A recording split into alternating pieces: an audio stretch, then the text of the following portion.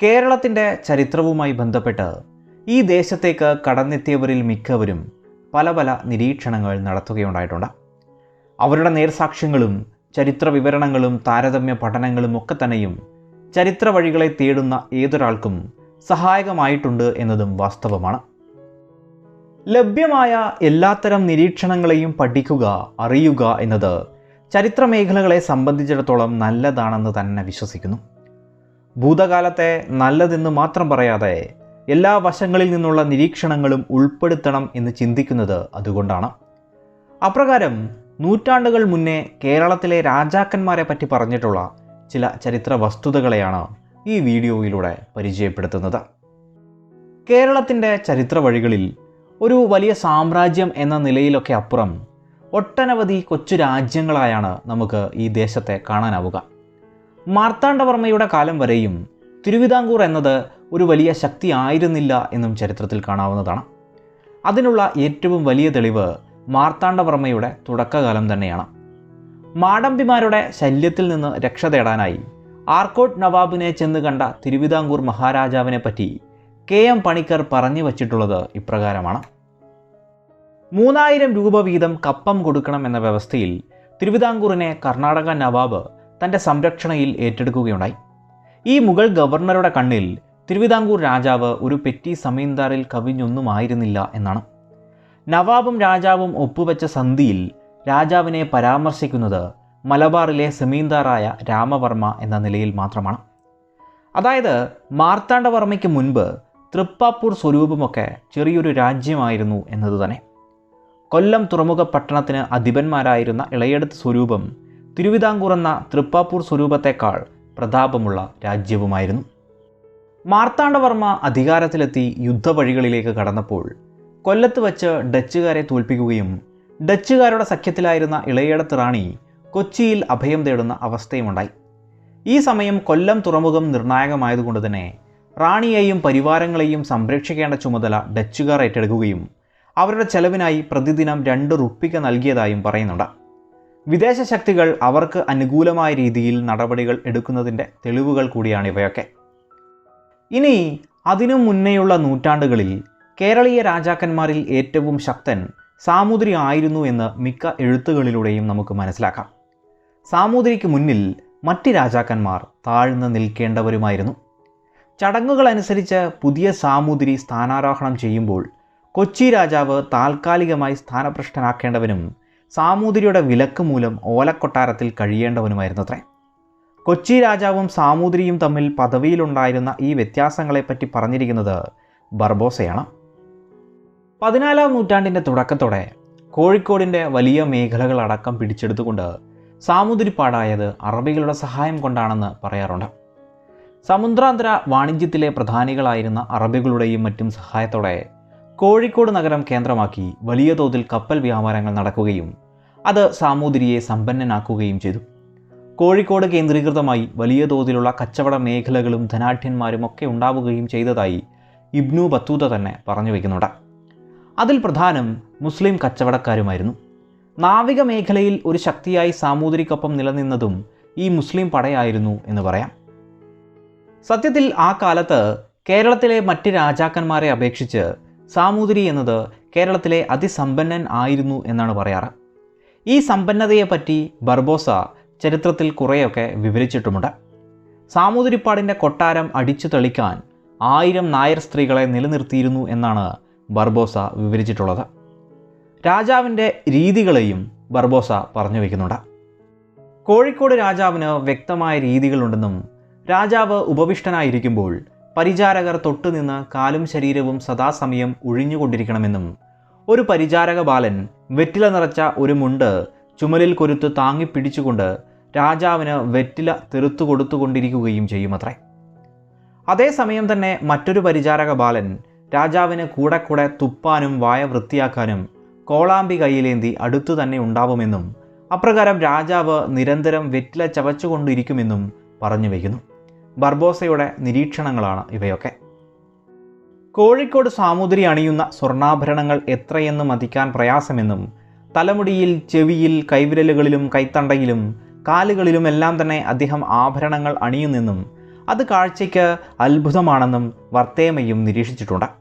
ഇത്തരത്തിലുള്ള പ്രൗഢമായ സാമൂതിരിപ്പാടിൻ്റെ ജീവിതത്തെപ്പറ്റി പല നിരീക്ഷകരും എഴുതി വച്ചിട്ടുണ്ട് എന്നത് ചരിത്രം. സാമൂതിരി ഒഴിച്ചിട്ടുള്ള കേരള രാജാക്കന്മാർക്ക് ഇത്ര വലിയൊരു ധനസ്ഥിതി ആ കാലത്ത് ഉണ്ടായിരുന്നതായും കാണുന്നില്ല. ഇത്രയധികം സമ്പത്ത് നൽകപ്പെട്ടിട്ടും സാമൂതിരി എന്തുകൊണ്ട് കേരളം കീഴടക്കിയില്ല എന്നതൊരു വലിയ ചോദ്യം തന്നെയാണ്.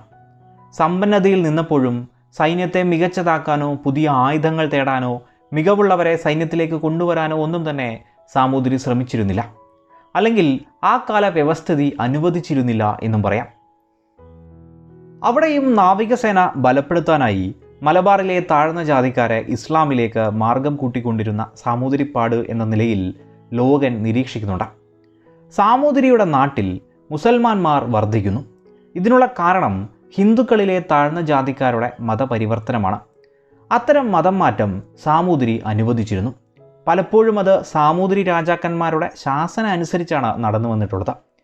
അറബികളുടെ കൂടെ നാവികരായി പ്രവർത്തിക്കുന്നതിന് സാമൂതിരി രാജാക്കന്മാർ ഹിന്ദു മുക്കുവ ജാതിയിലെ ഓരോ കുടുംബത്തിലെയും ഒന്നോ ഒന്നിലധികമോ അംഗങ്ങളെ മുഹമ്മദീയരായി വളർത്തണമെന്ന് കൽപ്പന കൊടുത്തിരുന്നു. സമീപകാലം വരെ ഇതൊക്കെ തുടർന്നു പോന്നിരുന്നു. ലോകൻ നിരീക്ഷിക്കുകയാണ്. സാമൂതിരിയുടെ ഭരണമേഖലകൾക്ക് പ്രൗഢി നൽകുന്നതിൽ നാവികപ്പടയും അറബി മേഖലകളുമായുള്ള കച്ചവടവും വലിയൊരു ശക്തിയായി നിലനിന്നിരുന്നു എന്ന് നേരത്തെ തന്നെ പറയുകയുണ്ടായല്ലോ. നൂറ്റാണ്ടുകൾക്ക് മുന്നേ കൊച്ചി രാജാവ് പോലും സാമൂതിരിയുടെ പദവിക്ക് മുന്നിൽ താണു നിൽക്കണമെന്ന് പറഞ്ഞല്ലോ. സാമൂതിരി ധനസമ്പന്നതയിൽ ജീവിക്കുകയും വലിയ സൈന്യങ്ങളൊക്കെ സൃഷ്ടിച്ച് ആക്രമണങ്ങളൊക്കെ നടത്തുകയും ഒക്കെ ഉണ്ടായെങ്കിലും സൈന്യത്തെ കൃത്യമായ രീതിയിൽ വികസിപ്പിച്ച് ഒരു വലിയ രാജ്യം സൃഷ്ടിക്കുകയോ വലിയൊരു യുദ്ധം നടത്തുകയോ ഒന്നും ഉണ്ടായിട്ടില്ല എന്ന് പറയാം. അമ്പലപ്പുഴ, തെക്കുംകൂർ, വടക്കുംകൂർ, ആലങ്ങാട്, കായംകുളം, കരുനാഗപ്പള്ളി തുടങ്ങി ആ കാലഘട്ടങ്ങളിലെ പല രാജ്യങ്ങളെയും വിദേശ എഴുത്തുകാർ സാക്ഷ്യപ്പെടുത്തിയിരിക്കുന്നത് ദരിദ്ര രാജ്യങ്ങൾ അല്ലെങ്കിൽ ചെറിയ രാജ്യങ്ങൾ എന്ന നിലയിൽ തന്നെയാണ്. 1504 കാലത്ത് സാമൂതിരി കൊച്ചിയെ ആക്രമിച്ച ഒരു യുദ്ധചരിത്രം പറയുകയുണ്ടായല്ലോ.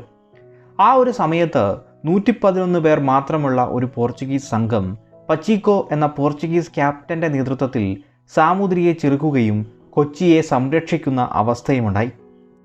എന്നാൽ അതിനപ്പുറം പച്ചീക്കോ തിരിച്ചു പോകുമ്പോൾ കൊച്ചി രാജാവിൻ്റെ എഴുത്തുകളിൽ രാജാവിൻ്റെ നിർധനാവസ്ഥയെപ്പറ്റിയാണ് പറയുന്നത്.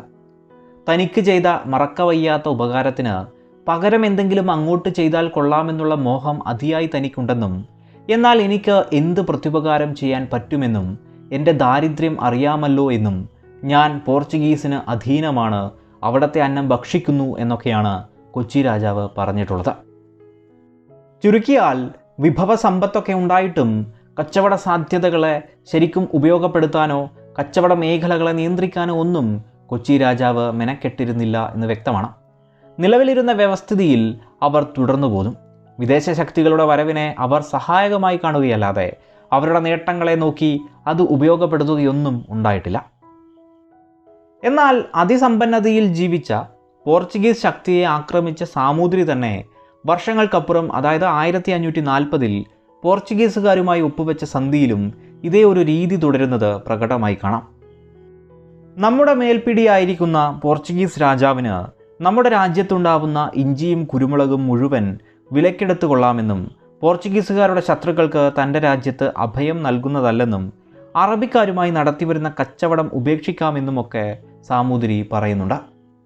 വെറും വർഷങ്ങളുടെ വ്യത്യാസത്തിൽ സാമൂതിരിയും ഇതുപോലൊരു വിധേയ സ്വഭാവം എന്തുകൊണ്ടായിരിക്കാം കാണിച്ചത് എന്നതും ചരിത്രത്തിൽ നിലനിൽക്കുന്ന ഒരു ചോദ്യമാണ്. രാജ്യത്തെയോ രാജ്യസംരക്ഷണമോ വലിയ സൈന്യങ്ങളെ സൃഷ്ടിക്കുകയോ അല്ലെങ്കിൽ രാജ്യത്തിൻ്റെ വികസനം സൃഷ്ടിക്കുകയോ ഒന്നും തന്നെ ആ കാല കേരളത്തിലെ രാജാക്കന്മാരുടെ പ്രഥമ നടപടികളായിരുന്നില്ല എന്ന് കാണാം. കേരളത്തിൽ അങ്ങോളം ഇങ്ങോളമുള്ള അയൽ ദേശങ്ങൾ എല്ലാം തന്നെ ഒരുപോലെയുള്ള വ്യവസ്ഥിതികൾ പിന്തുടരുന്നവരായിരുന്നല്ലോ. അവർക്കിടയിൽ ഉണ്ടാവുന്ന യുദ്ധങ്ങൾ എന്നതുപോലും അപ്രകാരം ഒരേ സമ്പ്രദായത്തിലുള്ളത്. സ്വാഭാവികമായും പുറം ശക്തികൾ വരുന്നതുവരെയും ഈ ഒരു രീതി അങ്ങനെ തുടർന്നു പോയെന്നും പറയാം. കേരളത്തിൽ അതിസമ്പന്നതയിൽ ജീവിച്ചു എന്ന് പറയുന്ന സാമൂതിരി അയൽ ദേശങ്ങളെ ആക്രമിക്കുക പതിവായിരുന്നല്ലോ. അതേ വ്യവസ്ഥിതി നിലനിൽക്കുന്ന ഒരേ കുലമുള്ള രാജാവുമൊക്കെയുള്ള പാലക്കാടിനെ ആക്രമിച്ചപ്പോഴാണല്ലോ ഡിണ്ടിഗൽ ഫൗജദാറായിരുന്ന ഹൈദരലിയുടെ സൈന്യം പാലക്കാടിൻ്റെ ആവശ്യപ്രകാരം രംഗത്തെത്തുന്നത്. അതായത് പുറമേ നിന്നുള്ള ഒരു സൈന്യം. ഉടനെ 12 ലക്ഷം കപ്പം തരാമെന്ന് പറഞ്ഞ് പ്രശ്നം ഒഴിവാക്കിയ സാമൂതിരി എന്നാൽ ആ വാക്ക് പാലിക്കുന്നില്ല എന്ന് ചരിത്രം പറയുന്നുണ്ട്. ആ സമയത്ത് കപ്പം കൊടുക്കുന്നതിനോ രാജ്യം രക്ഷിക്കുന്നതിനോ ഏർപ്പാട് ചെയ്യാതെ കൊച്ചി രാജാവുമായി വെറുമൊരു കലാപത്തിൽ സാമൂതിരി ഏർപ്പെട്ടതാണ് ചരിത്രം പറയുന്നത്. തൃപ്രയാർ ക്ഷേത്രത്തിൽ ശാന്തിക്കാരനെ നിയമിക്കുന്നതിനെ ചൊല്ലിയുള്ള കലാപത്തിൽ തൻ്റെയും തൻ്റെ രാജ്യത്തിൻ്റെയും നിലനിൽപ്പ് അതിലാണെന്ന തരത്തിലാണ് സാമൂതിരി നിലകൊണ്ടത് എന്നാണ് ചരിത്രകാരന്മാർ പറയുന്നത്.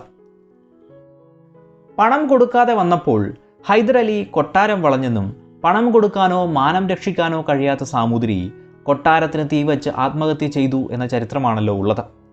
അതായത് സാമൂതിരിയുടെ സ്വവംശത്തിനോടുള്ള ആക്രമണമാണ് ഒരു പൂർണ്ണ പരാജയമായി പരിണമിച്ചത്. തിരുവിതാംകൂർ മേഖലകളിലെ കൊച്ചു കൊച്ചു രാജ്യങ്ങളുടെ പരസ്പര പോര് മാർത്താണ്ഡവർമ്മ വന്നതോടെ അവിടെ ഇല്ലാതാവുകയും അവിടങ്ങളിലെ ചെറിയ രാജാക്കന്മാരുടെയും മാടമ്പികളുടെയും വാഴ്ചയ്ക്ക് അറുതി വന്നെന്ന് വിദേശീയർ തന്നെ പറഞ്ഞു വെക്കുകയും ചെയ്തിട്ടുണ്ട്. മലബാറിലും ഹൈദരലി ദേശം പിടിച്ചപ്പോൾ അവിടെയുള്ള ഭരണാധികാരികൾക്ക് തന്നെയാണ് സാമന്തന്മാരായി ആദ്യം ഭരണം നടത്താൻ നൽകിയത്. എന്നാൽ അധികം വൈകാതെ ഹൈദരലി തന്നെ ഈ നയം മാറ്റുന്നുണ്ട്. അതിന് കാരണവും പറയുന്നുണ്ട്.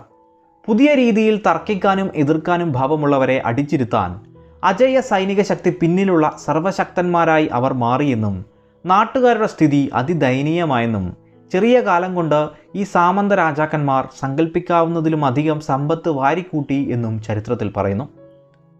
1792 മൈസൂരിൽ നിന്നും മലബാർ ബ്രിട്ടീഷുകാരുടെ കൈകളിലേക്ക് പോയപ്പോൾ വീണ്ടും ഇതേ ദേശങ്ങൾ തന്നെ ബ്രിട്ടീഷുകാർക്ക് കപ്പം കൊടുക്കുന്ന സാമന്തന്മാർ എന്ന നിലയിൽ പലരിലേക്കും എത്തുകയുണ്ടായി. അവിടെയും മാറ്റങ്ങൾ ഉണ്ടായിരുന്നില്ല എന്ന് ബ്രിട്ടീഷ് എഴുത്തുകൾ തന്നെ സൂചിപ്പിക്കുന്നു. ചുരുക്കിയാൽ കേരളത്തിൽ കുറേ നൂറ്റാണ്ടുകൾ മുന്നേ സൃഷ്ടിക്കപ്പെട്ട വ്യവസ്ഥകളിൽ മേൽ ജീവിക്കുക എന്ന നയം പിന്തുടരുന്ന വിഭവോൽപാദനവും വർഗഘടനയുമൊക്കെ പതനത്തിലെത്തിയ മറ്റ് ദേശങ്ങളെ താരതമ്യപ്പെടുത്തുമ്പോൾ അല്പവികസിതാവസ്ഥ പ്രകടമായ ഒരു കേരള ചരിത്രം കൂടെ നമുക്ക് കണ്ടെത്താനാവും.